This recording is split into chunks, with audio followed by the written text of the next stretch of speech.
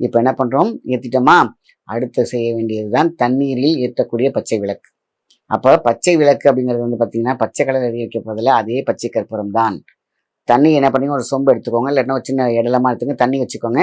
வெத்தலையில் அதே பச்சை கற்பூரம், இதையும் வீடு முள்ளா எடுத்துக்கணும். இந்த வெத்தலையோட சாறு வீட்டில் சேர வேண்டும். நீங்க இங்கேருந்து போறீங்க, எத்தனையோ விஷயங்கள போயிருக்கீங்க, தடங்கள் இல்லாமல் போயிட்டு வந்துட்டீங்க. வந்த பிறகு வீட்டில் எந்த தடங்களும் இருக்கக்கூடாது. சுத்தம் வேணும் இல்லையா? அதான் ஃபர்ஸ்ட்டு கற்பூர ஆராத்தி பண்ணிடணும். அடுத்தது வெத்தலையில் இருக்கக்கூடிய பச்சை கற்பூரம், அந்த பச்சை இலையில நம்ம ஏற்றக்கூடியது, அதாவது முக்கியமான வெற்றியை தரக்கூடிய வெற்றிலை. இந்த வெற்றிலையில நம்ம என்ன பண்ணுறோம், ஒரு சொம்பில் மேலே மிதக்கிற மாதிரி வெற்றிலையை வச்சுட்டு அதுக்கு மேலே வச்சு ஏற்றிடணும். 2வது முறை. 3வது முறை தான் ரொம்ப ரொம்ப முக்கியம். நம்ம வந்து உட்காந்து நம்ம தெய்வத்தை வேண்டும். எப்படின்னாக்கா, பெருமாளே, சீனிவாச பெருமாளே, உன்னுள் வந்து விட்டேன். நீ இனிமேல் எனக்கு தர வேண்டிய விஷயத்தை தா.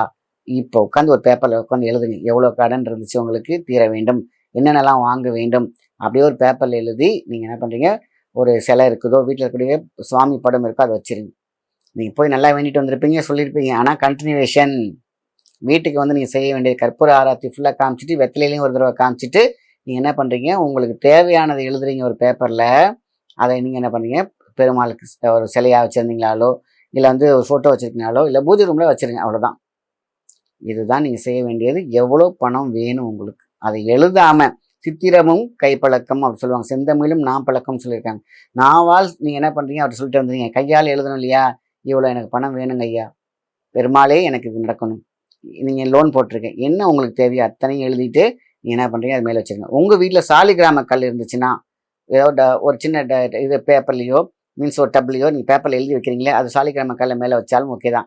இல்லையா, வெறும் கூழாங்கல்லையா வைங்க, அது ஈக்குவலான சக்தி. கூழாங்கல் பார்த்தீங்கன்னா போர்டுக்காக இந்த ஹார்ட்வேர்ஸ்லாம் கிடைக்கும், அதை வாங்கி மேலே வச்சுருங்க போதும். இந்த கூழாங்கலுக்கு மிகப்பெரிய சக்தி உண்டு. இல்லைன்னா சாலிகிராம கல் இல்லைன்னா நீங்கள் உங்களுக்கு வெயிட்டில் என்ன வேணாலும் தூக்கி வைக்கலாம். ஆனால் இந்த சாலிகிராம கல்லுக்கும் மிகப்பெரிய சக்தி உண்டு, கூழாங்கல்லுக்கும் மிகப்பெரிய சக்தி உண்டு. அடுத்தடுத்த வீடியோக்களை தொடர்ந்து பார்த்து சப்ஸ்கிரைப் பண்ணிக்கோங்க. நன்றி.